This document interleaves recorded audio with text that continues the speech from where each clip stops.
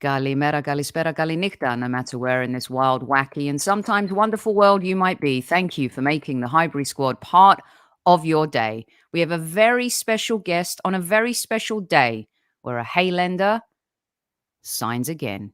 Let's rock and roll.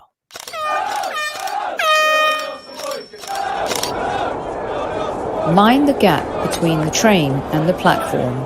Please stand clear of the discussion doors. The next stop is Highbury Squad.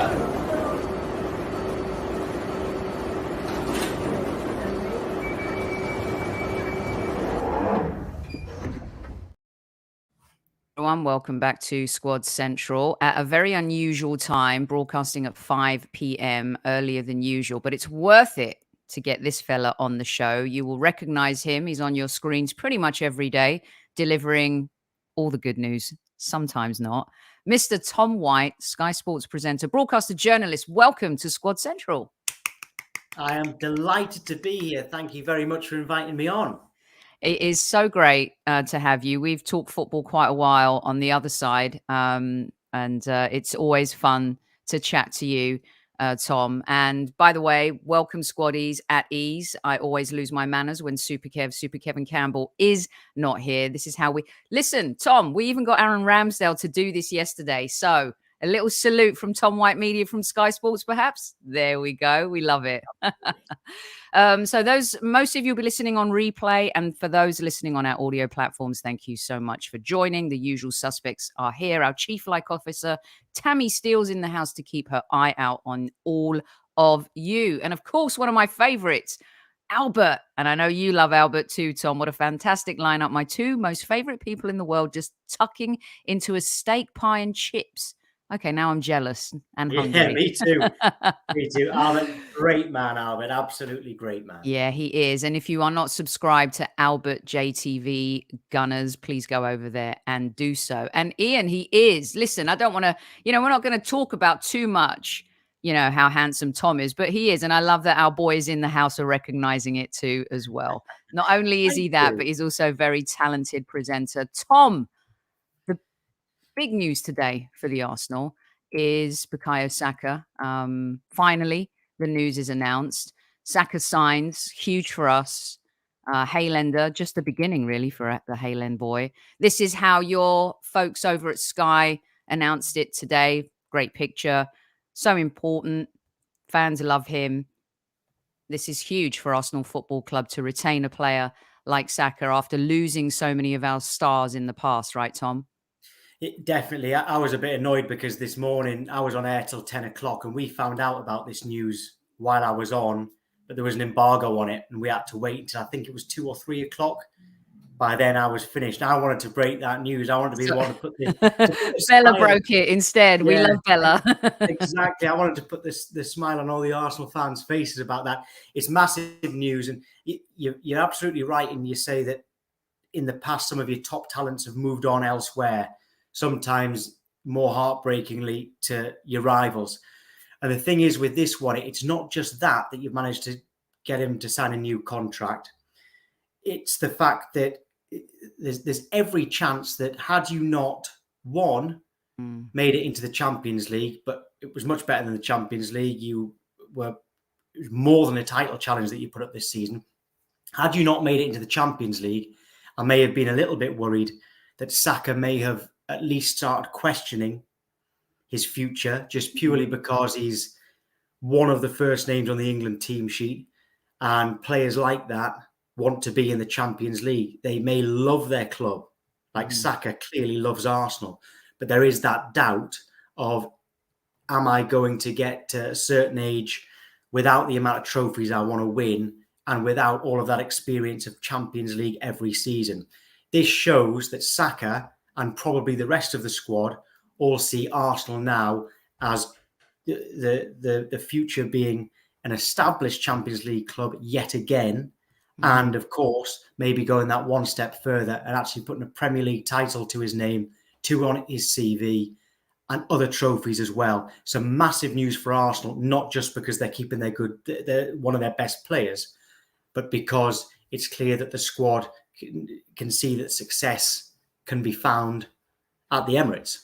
Yeah, you bring up a really good point, Tom. One of the things I think that's concerned us about keeping all of this talent, getting them to re-sign, is the ability to win, to deliver. But being in the Champions League for a player like Bukayo Saka, you can even Odegaard, whose contract we're looking at, re-upping. Martinelli signed earlier.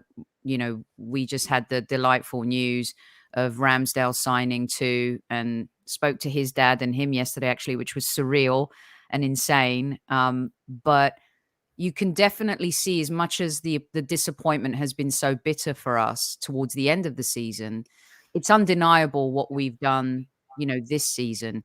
Um, do you think it's a case as well of Mikel Arteta's relationship with him too? I wanted to touch on that with you. You guys report all season. You're in the presses with Mikel. You see, we had James on, who did a brilliant piece after his fantastic one-on-one with Mikel Arteta too. How important do you think Mikel is in retaining these players versus the pool of just Arsenal Football Club at this juncture in our story? Yes, so because the football club are doing well, that is obviously a big pull, like you say. But Arsenal are doing so well, largely thanks to how well Mikel Arteta has done and how much he has been backed in terms of, I'm not necessarily talking money here, in terms of every manager wants time and money. If they were going to be given just one of those, they'd choose time.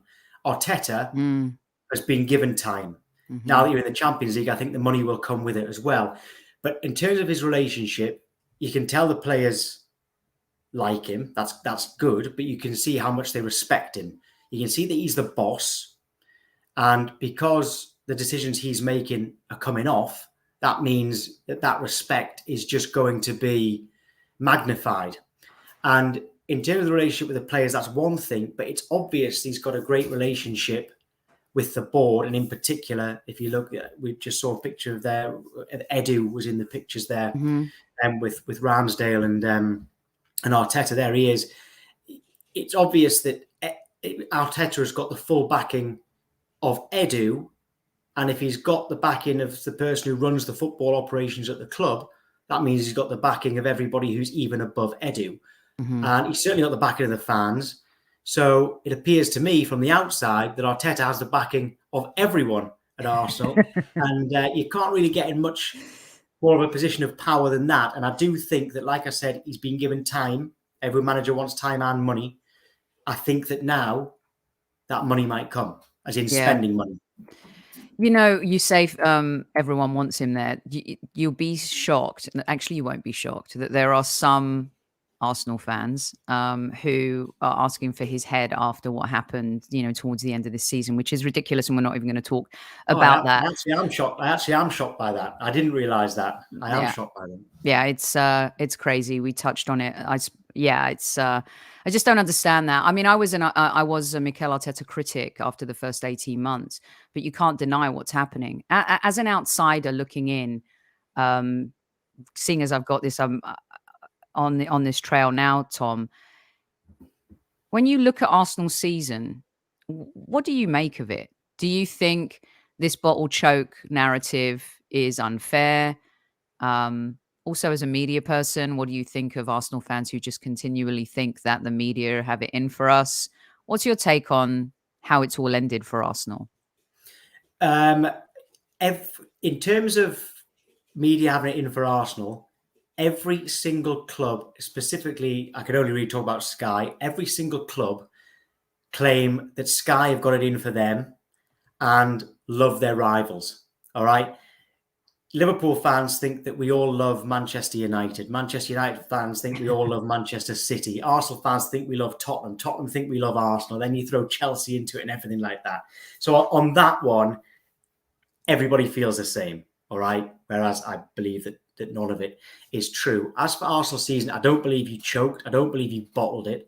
I think that Manchester City's experience in this type of situation, in a title run-in, which they've been into many times before, usually they win it. Not always, but usually they win it. I think that has helped them. But because that's helped them, that doesn't mean that Arsenal bottled it at all. Not at all. In fact, next time Arsenal are in a title challenge, which hopefully will be next season, they will learn from this experience, and this will be, they can use this to go on and actually win the title, as Manchester City have done this season. As for the season as a whole, from the outside, Arsenal have been amazing. It's so good for a neutral to see Arsenal back up near the top, because I was used to that for so long. They belong up near the top. I'm glad that they're there. I'm glad to see that the club is being run so well again, because there's no doubt that it is. You can see from these pictures here the togetherness that the squad has got, a head coach which is doing very, very well. And I am sad to see that you haven't gone on to win the title, but ultimately there are so many more positives than negatives for this season at Arsenal. The negative is you didn't quite get over the line, but that could be turned into a positive in the future. Yeah. And it's a very, it's so funny. And we'll get your take on the transfer window in just a sec, but everyone says it's the most important transfer window. It's like, this is the single most important election of our time, that kind of stuff that just, they're all important always. The squad has to build. You mentioned Manchester City, and to kind of circle back to Saka a little bit, because fans want us to sign and re-sign Saka and keep him forever and ever. But then, people kind of bitch and moan about, well, this deal, it's like, 300 grand a week. It's 4 years. I'm happy that I think players should have more power, a little bit like American sports, NBA. His contract gives him the power of renegotiation, as it should. But when you talk about City in the manner in which you did, don't we have to up our game a little bit, Tom, in terms of the money side of football? If we're not paying Saka 300 grand, someone is. And when you look at his stats over the seasons, he's improved with the more games he's gotten. He's delivered more and more, in terms of, ROI. When you look at the most goals and assists, age 21, over a period of 260 days, look at the names that are on this list, maybe other than Chris Sutton. That was a dig. I'm sorry. He always has a dig at us. It's value for money in today's market, is it not? Well, you're paying a player, first of all, what he's worth, because he is worth that, no doubt. And he's worth that to any club in the world. And you're getting him for whatever his signing on fee was, whatever his loyalty bonus is. So if you were going to replace him, you'd have to spend a lot more money and probably the same wages on someone. So great business by Arsenal, and their business has been very good in the last few windows. It hasn't always been. It's been very, very good, both in terms of outgoings and cutting the wage bill so they can afford to give players like this what he's worth. And you're right, Manchester City or any other club would have paid whatever that you are paying Bukayo Saka. So, and in terms of whether you should be at that table alongside Manchester City in terms of what you are willing to pay players, well, yes, but as long as they are worth it. If you look at if Manchester City, they will be paying Haaland extraordinary amounts of money. Has he had a massive part in them winning the title? Yes. Would they have won the title without him? We'll never know, but possibly not. I know they did it last season. But are they going to win the Champions League? Would they be in such a strong position in the Champions League without him? Again, probably not. Has he been worth every penny, even though he's getting extraordinary amounts of money? He has been worth it. So Arsenal will pay a player whatever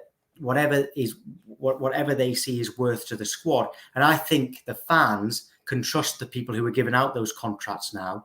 And I'm not sure if you've always had that sort of setup and infrastructure where you do trust the people giving out these contracts. Whereas now, I think you can trust them. And if somebody says, if the clubs say, right, we're not going to give this player a new contract, he wants too much money, I think that the current setup at Arsenal have earned the right to have the fans backing, that the fans say, okay, we trust them.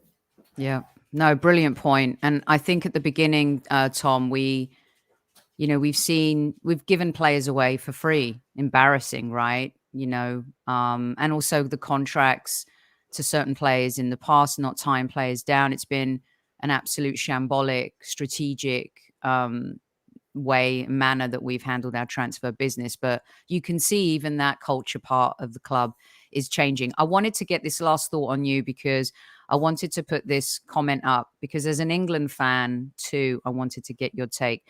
This is from Per Mertesacker. What tells you everything about Bukayo is what he did with his shirt from that breakthrough game against Frankfurt. The next day, he brought it back to us at Hale End and presented it to us as a gift. A meaningful shirt in which he scored his first goal, brought back to us where it all started. It's now on display in the entry hall for everyone to see. You heard Mikel Arteta's words about him today, his kindness, the love that the England players have for him. You see the video that England always do on arrivals. When he arrives, it's kind of like a superstar has come into the building. He just lights up the room. As an England fan as well, I'm not sure there's been an England player who's beloved like Saka, maybe since Gascoigne. That's how his impact feels. What's your take on being an England fan and Bukayo Saka? Yeah, well, he's someone, he's always got a smile on his face, right? You can tell that he loves playing football because let's face it, we all want, we all want to have the talent that he's got and the job he's got. He's not wasting it. You can tell he gives it his all.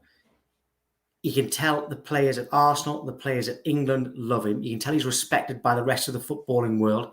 Fans of other clubs can't help but like Bukayo Saka. It's interesting that you mentioned Paul Gascoigne. I mean, Paul Gascoigne played for Newcastle, but he was my first footballing hero because I got into football in the 1990 World Cup. Wow. So Sir Bobby Robson got us to the semi-finals. Paul Gascoigne was the poster boy.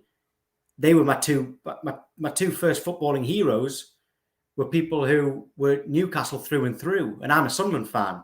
Yeah. And now, you might not get many Tottenham fans who admit that they love Bukayo Saka.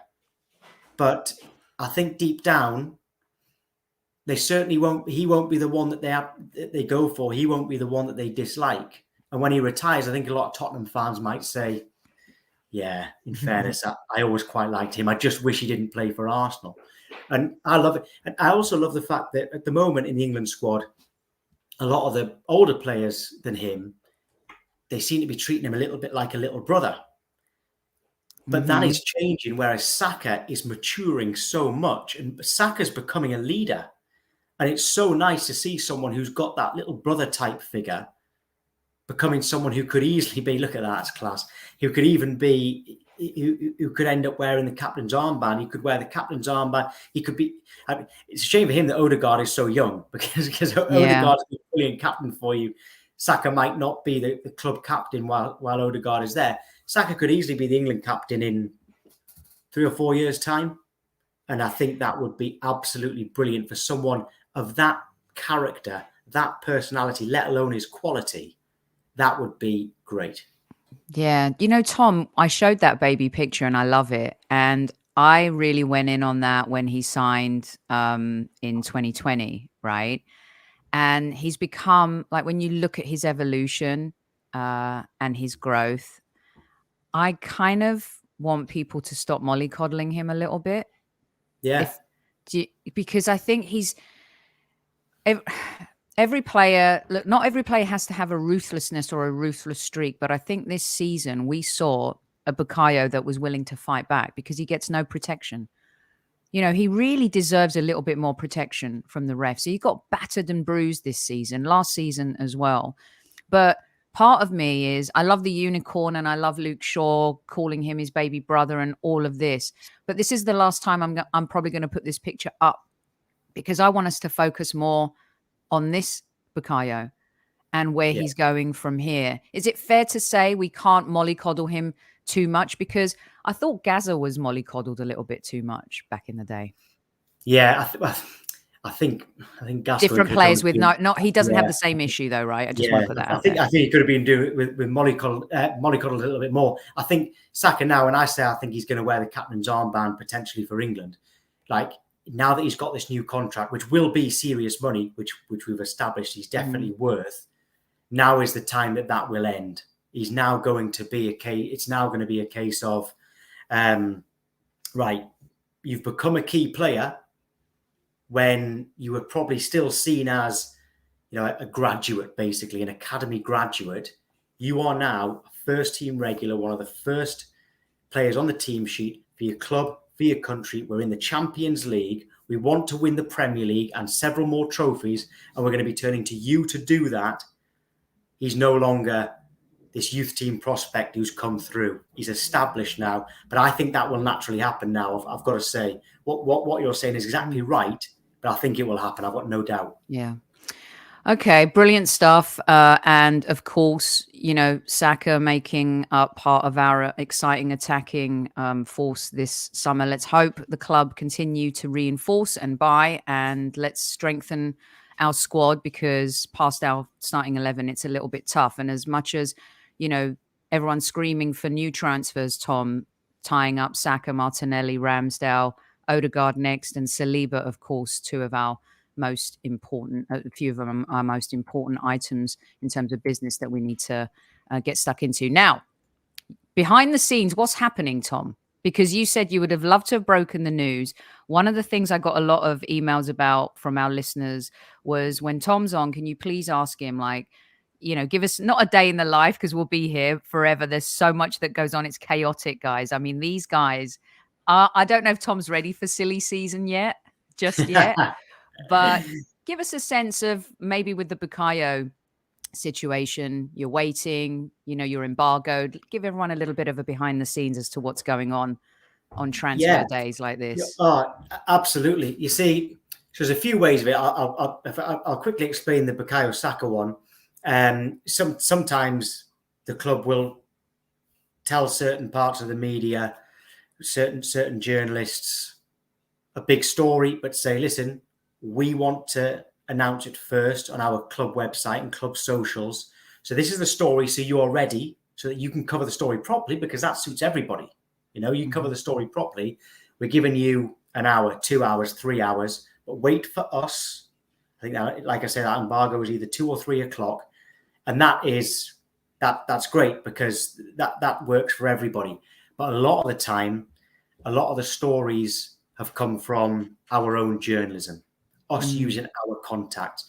So with Gabriel, for instance, when you signed Gabriel Jesus, I personally had a bit of a hand in that, more than a bit of a hand in that. Oh, really? Because I had heard in January that Arsenal wanted Gabriel Jesus, but in the summer. And I was kind of keeping my ear to the ground and speaking to contacts all the way from January. And from then, it's a funny one, that, because it never really looked in that much doubt. Now, in January, I didn't have enough of a strong source to say Arsenal will sign Gabriel Jesus from Manchester City in the summer. It wasn't quite as strong as that.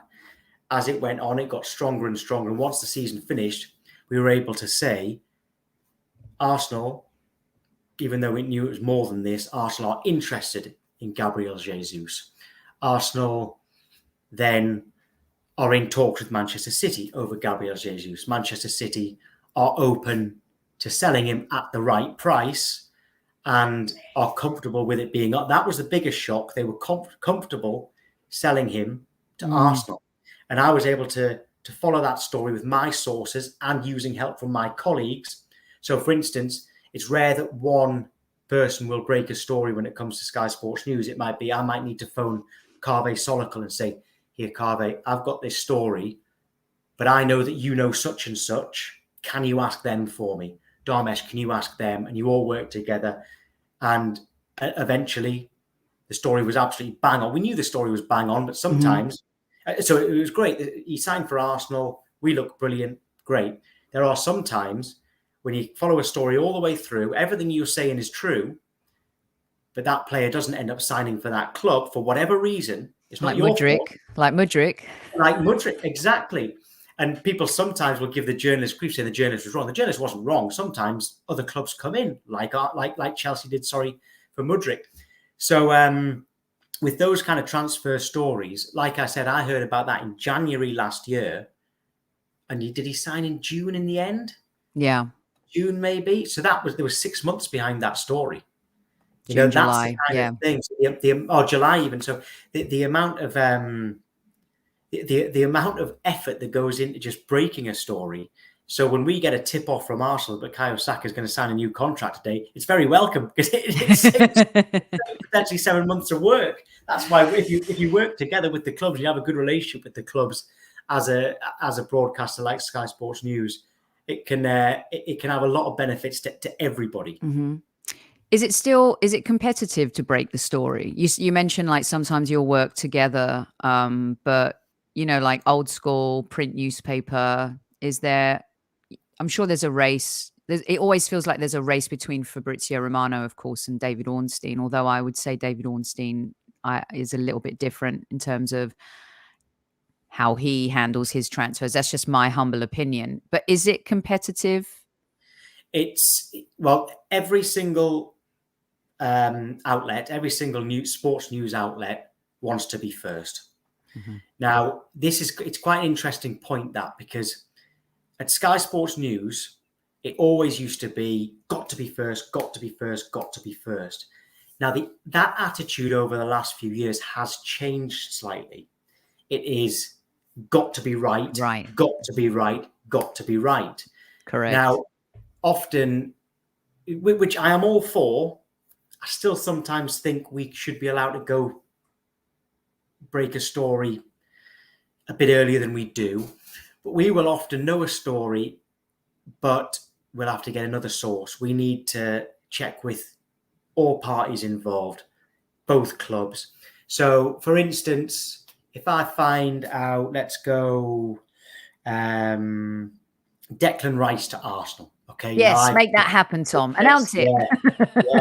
See, this is a story I've had nothing to do with, by the way. It is looking, without getting your hopes up, it is looking a lot more likely than I thought it was going to a couple of weeks ago, by the way, Declan Rice to Arsenal. But let's say, hypothetically, I find out that Declan Rice is going to Arsenal.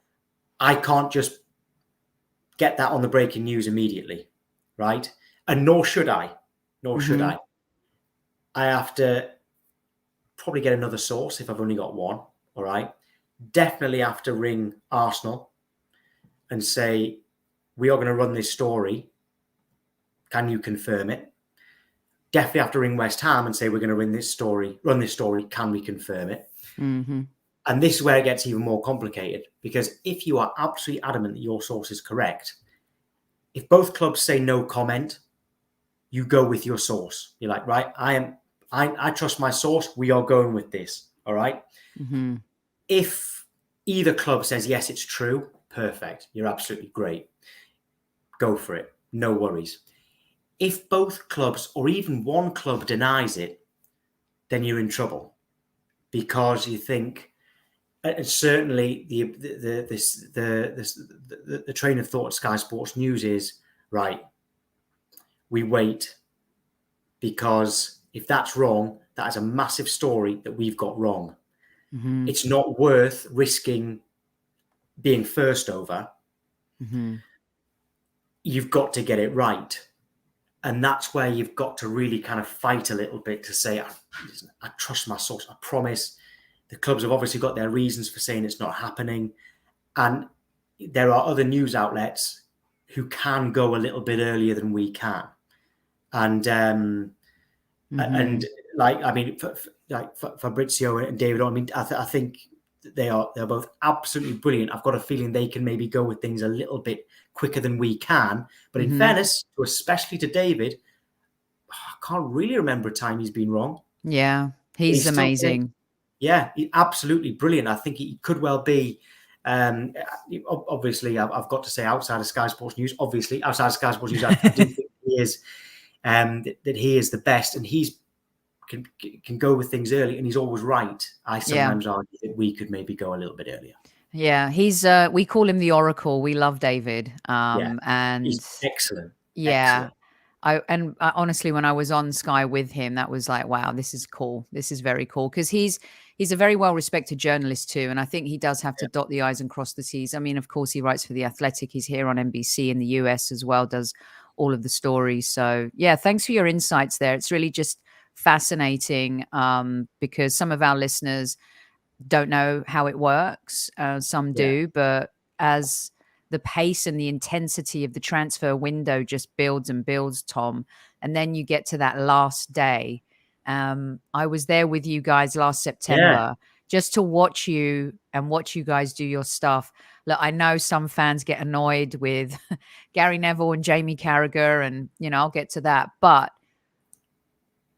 I have so much respect for the work that goes into not only the entire window, but that day. And let me tell you, squaddies out there, it is intense. These guys work their asses off. That day is mad, isn't it?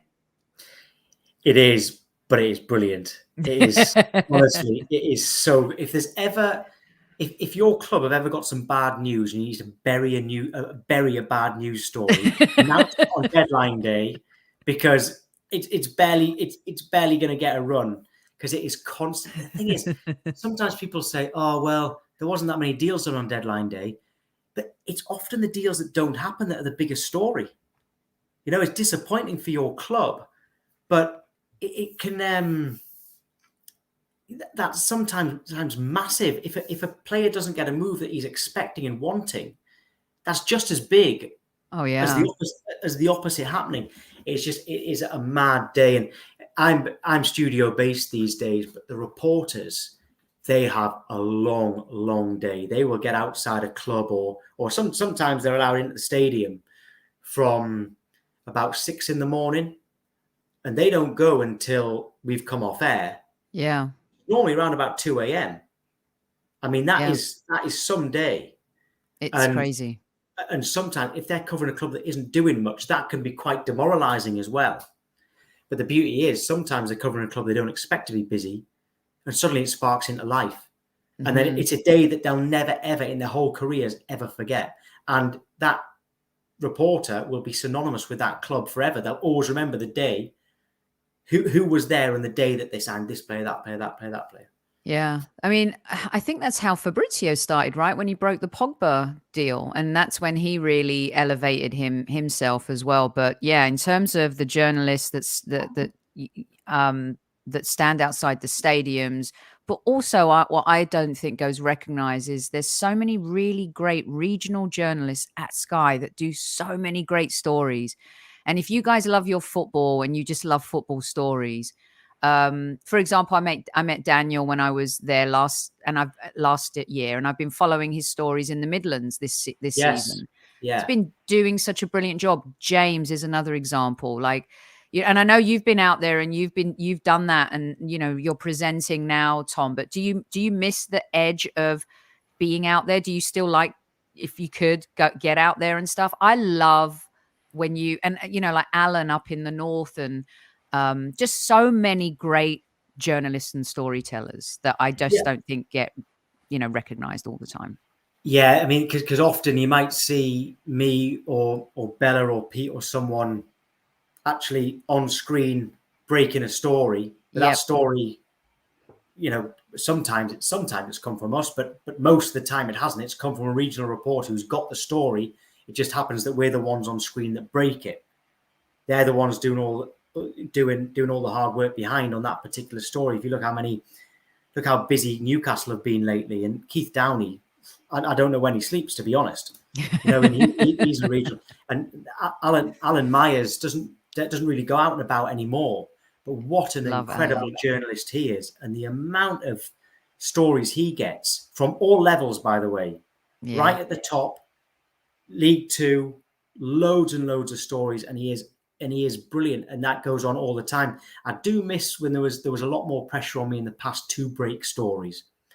And when you do break a story, there is like a really incredible feeling when your story is on the breaking news. I miss that in a sense, but this is always what I wanted to do. I knew that for me personally, for some people, that is where they want to be. Mm-hmm. For me, that was the next step to where I wanted to be. Yeah. And you're doing a phenomenal job. By the way, we love Alan Myers. He always comes on when we talk, because he and Kevin worked together a few years ago, of course. And he comes on when we play Everton, although He's never allowed back because I had him and the Toffee TV boys on before the Goodison game and we lost. So that's it. They're Oh done for no. next season. Yeah. They came in here 2-footed studs up. Well, you might have.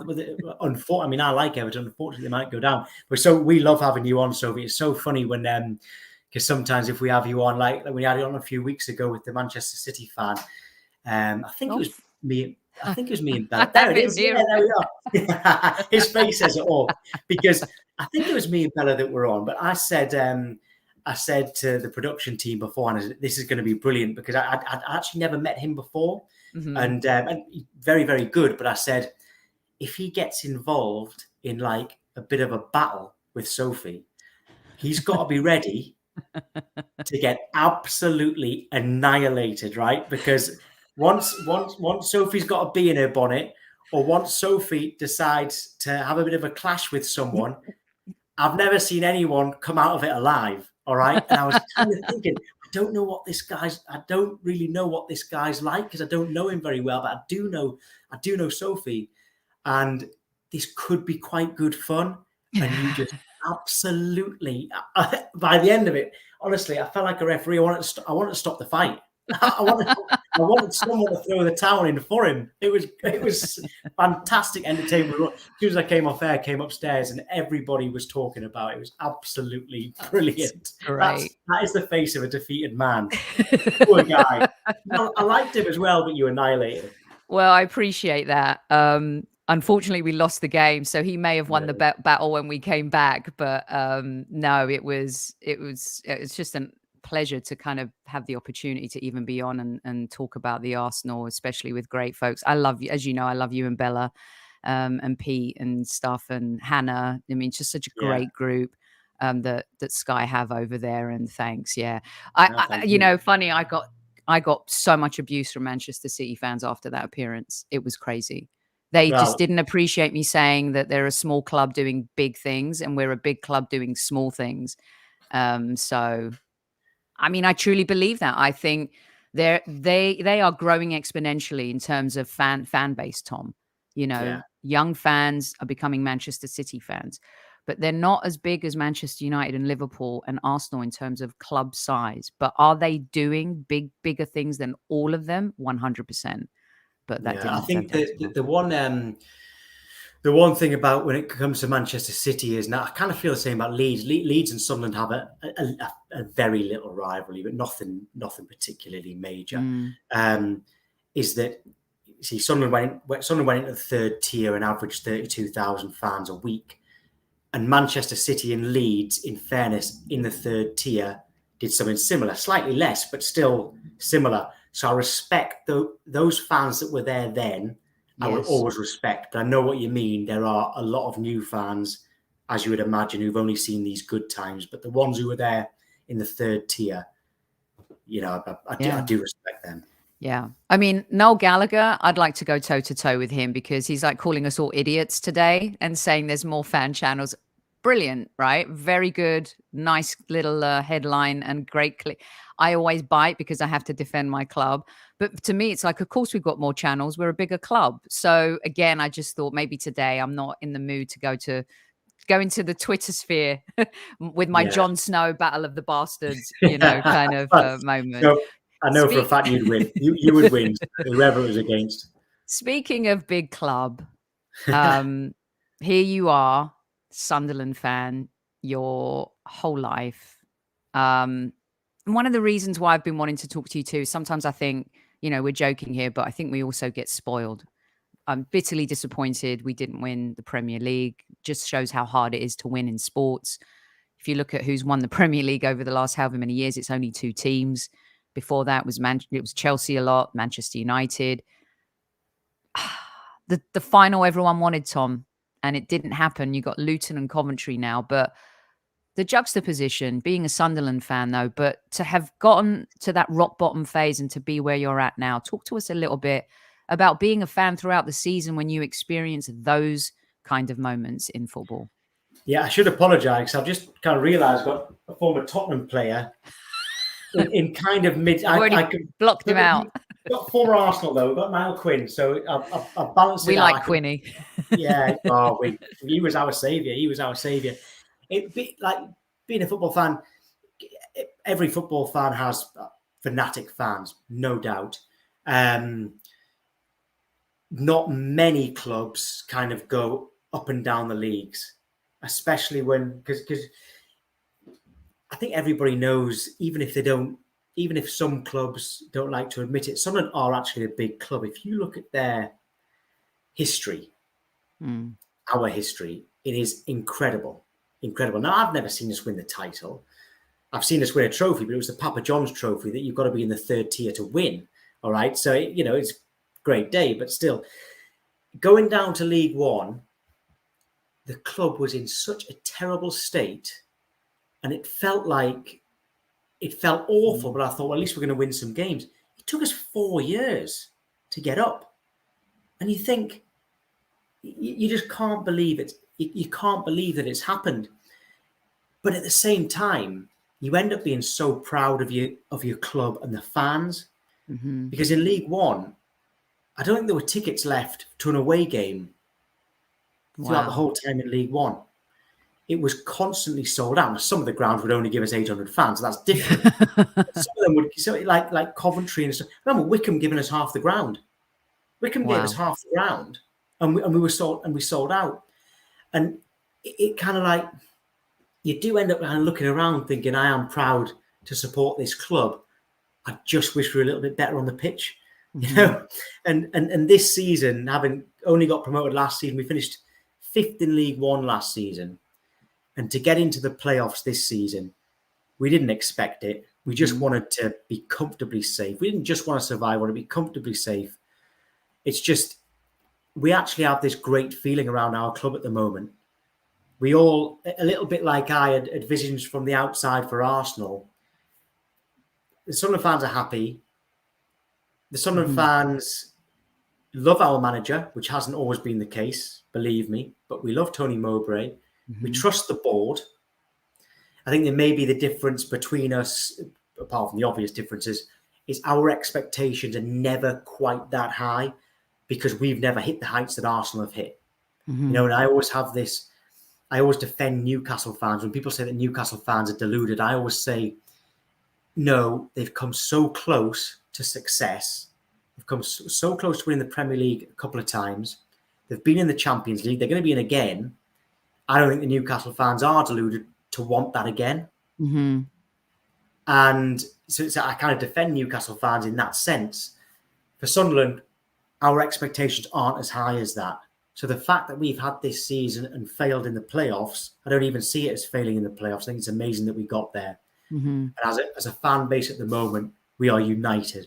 And that is so nice to see. Yeah, that's so beautifully put, because we have been divided for so long, and towards, I think, middle way through last season and this season in particular, you've seen it at the Emirates. Our away fans, I think, deserve an award. They've just been tremendous.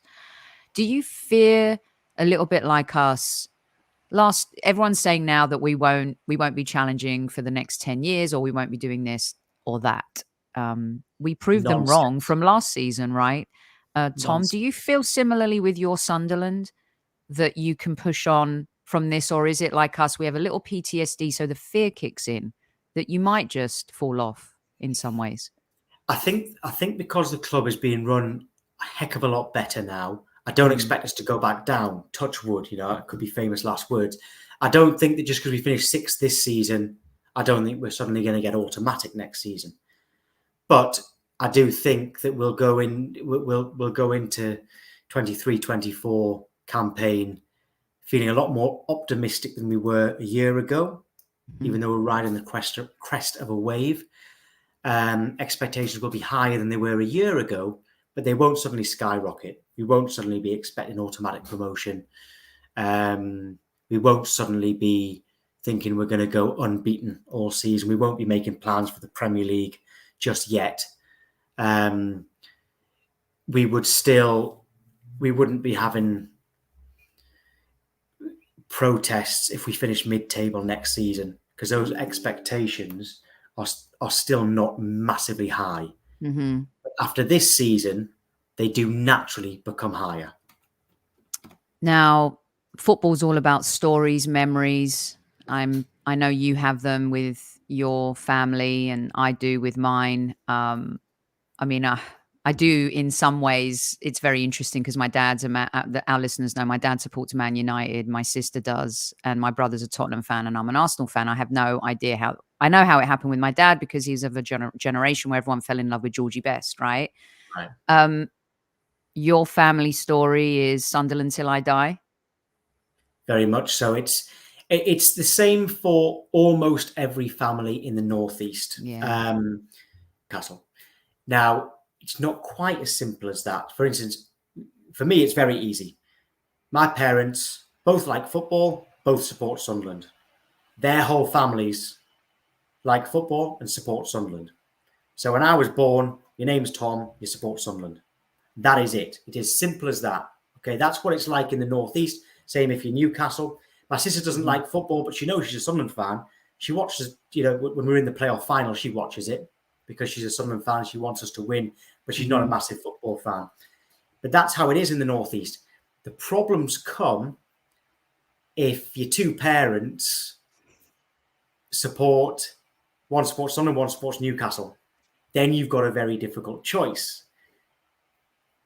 If neither of your parents, if you're lucky enough to have two, of course, if neither of your parents support like football, well, that's the easiest thing in the world because you can support whoever you like because there's nobody telling you who you support. You see, so my son, he's 6. He's been born down here. I live in Berkshire. He's been born down here.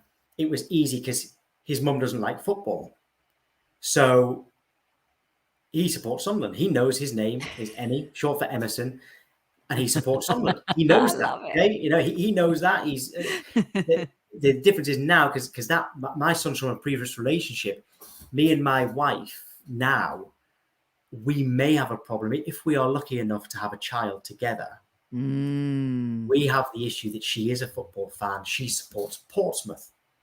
Oof. Now, it's not for me. It's not like if she supported Newcastle, I would be panicking. If we are lucky enough to have a child, I have to accept that child will have a choice, and I will let them make their choice.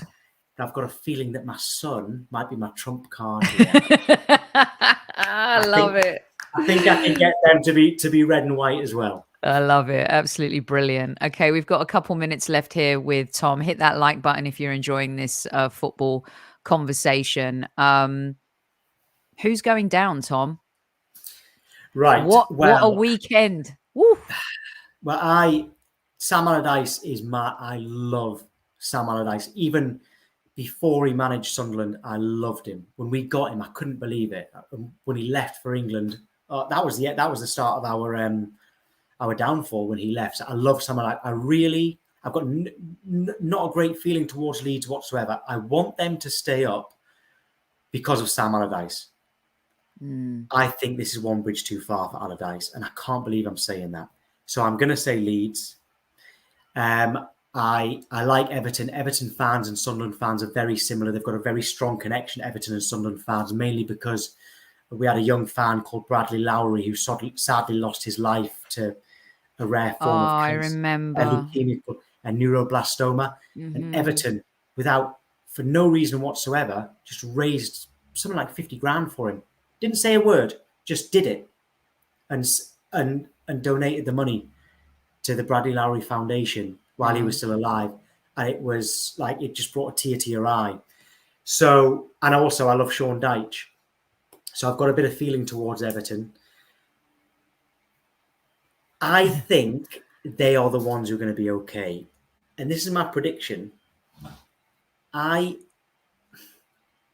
said this morning that Leicester and Leeds win their final game and Everton don't lose at Bournemouth. But I think because Leicester got a point, that would actually keep Leicester up.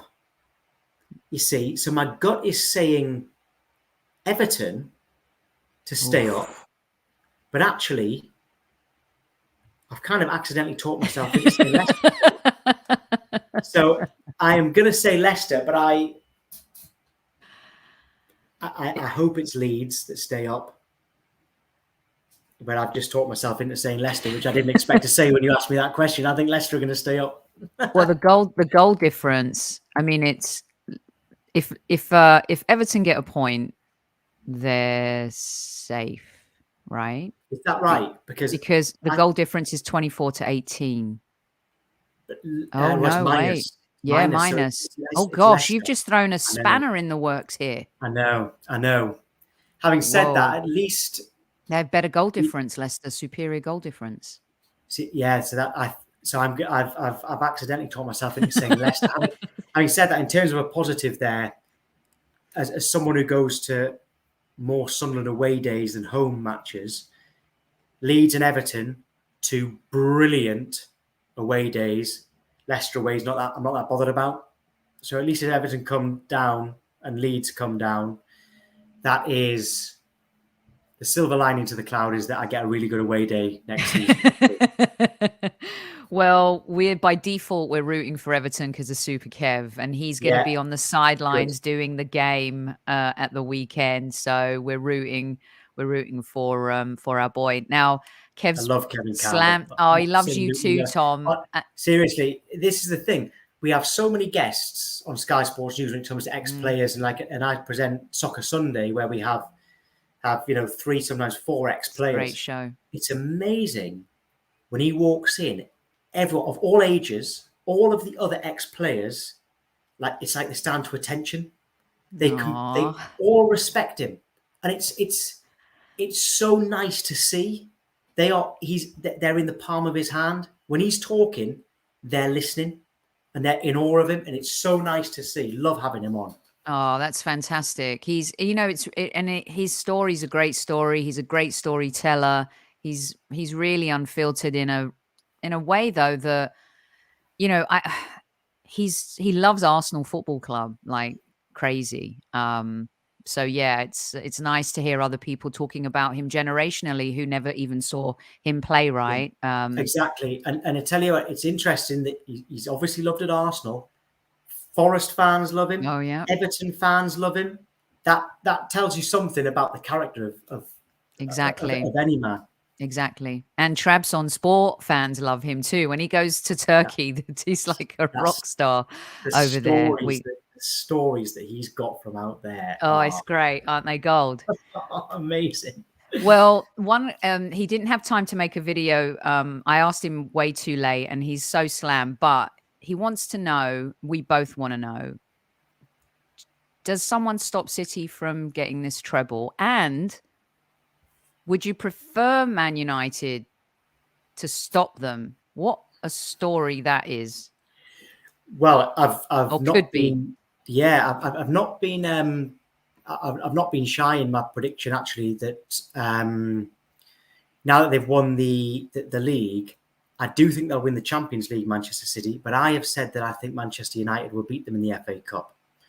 I think that Manchester United will be so focused on that. And Erik ten Hag has proved that in a one-off game, he was so ready for Newcastle, right? And Newcastle have been better than Manchester United this season. And Manchester United were better than them. They were more prepared. They seemed to know exactly what Newcastle were going to do. And I think they can do it, even though Manchester City are better than Newcastle. Newcastle are very, very good. I think that Manchester United are going to win the FA Cup final in that one-off game. So I think it's going to be double rather than treble. In terms of what I would prefer, I think it would be quite nice to see someone win the treble. And I've got nothing against Manchester City. And I said that a lot of their kind of older fans that still went there in the third tier, I've got respect for. So I would quite like to see them do it, but I think Manchester United will stop them rather than Inter. I agree. I think there's something about, look, Pep is so, I don't know about you, everyone was saying, Pep became motivated by Arsenal. I think he became motivated by, and is motivated by, trying to break every record Manchester United have ever set. I believe, in my own humble opinion, that Manchester City has become his club more than Barcelona ever was. And you get the sense that this man is possessed and driven in ways no other manager is. He's ridiculous. What he has done is insane, Tom. Yeah. And I'm really quite jealous, because there was a time where maybe Arsenal could have hired Pep Guardiola as manager. But the story for United to stop them, not for them to not have the feather in the hat, that would end up for me being one of the biggest stories of the season. And then I ask you this. If Manchester City do not go on to win the FA Cup or the Champions League, are they bottlers and chokers? No, I don't think they are. Tell you what, it would be. Imagine if that happens, though, that means Manchester United would have won 2 trophies this season. Manchester City would have won the Premier League, but Manchester United would have won the League Cup and the FA Cup. And they are likely, although not mathematical, I do think they will also qualify for the Champions League next season. Their fans would have a fair argument to say their season has been better. It's been better than ours. I would say it is. If they win the FA Cup too, Tom, don't you think it's been better than ours? Yeah, definitely. Well, are you saying better than Manchester City? I'm saying that they could argue that. Now, in a court of law, they might lose. But I think the fans could at least, in the pub or in their living rooms, have that debate with the Manchester City fans, at least. I mean, if they would have the debate with you, so you would win whoever you were backing. We know that. But I think the Manchester United would actually be able to have a fair enough debate about that with Manchester City fans. Yeah. Tammy putting it brilliantly. I want them both to lose. It's one of those. Tom, it's been absolutely brilliant chatting with you. Get your final thoughts. Next season, do you see Arsenal pushing on? Do you see us having a good summer transfer window? And do we just continue growing from this? I do see having a good summer transfer window, and everyone thought Manchester City would run away with it this season. They haven't run away with it at all. So, I mean, to say that if Arsenal get closer, that's a good season. Well, closer, you can't get much closer without you winning the title. So I do expect you to kick on, and I do expect you to have a good transfer window. And I've just got this, from what we are hearing, Declan Rice is a lot more likely than I thought it was 2 weeks ago. And that would be massive, absolutely massive. That would be huge, from your mouth to God's ears. And before we go, I just want to get from the squaddies, who looks more gangster here? Look at Tom here, right? That is pretty gangster. And then you've got Mikel here, who's trying to look pretty gangster. And I was like, this is Tom as manager Tom. This is how I would picture you. Booted up, dressed to the nines. I'll take that. My managerial career ended at the University of Luton 4th team. And even then we won 1 game and only survived because 1 team folded. Brilliant stuff. Our listeners have absolutely loved you. Do you promise to come back with next time? We'll make sure Super Kev is here as well 100%. For another chat. 100%. Brilliant. Remember, it's always weird for me hearing Super Kev, because that to us Sunderland fans, it's Super Kevin Phillips, but I'll certainly let the other Super Kev have that one. Oh my gosh. Well, he was a Super Kev as well. My God, what a player. Yeah. What a goal. Talk about goals. Maybe we'll do a goal scorer show, because Sunderland, I mean, you've had some great goal scorers. Well, the original was Brian Clough. Yeah. Brian Clough, Super Kevin Phillips, you won't want to hear it. Darren Bent, although he is an Arsenal fan, isn't he? Jermaine Defoe. Jermaine Defoe, yeah. Yeah. Great stuff. Well, look, you can find Tom at Tom White Media. You can see him on Sky Sports pretty much every single day. We so appreciate your insights. Thank you so much for hanging out with us. And squaddies, don't forget to share with everybody. Let everyone know about the Highbury Squad. And Tom, thanks again. Brilliant. Thank you very much. My pleasure. At ease, everyone. At ease.